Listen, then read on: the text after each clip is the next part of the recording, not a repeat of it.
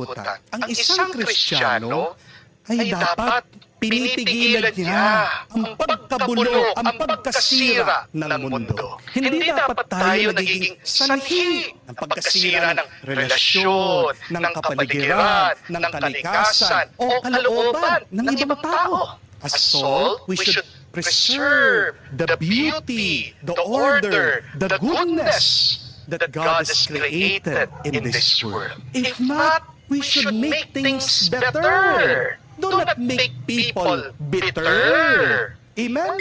Hari nawa, bago man po tayo lumisan dito sa mundo, iwan nating mas mabuti, mas maganda ang ating kinatatayuan. It is good to ask, am I making this life better? Or am I making things worse? Maganda pong itanong, magandang pagnilayan yan.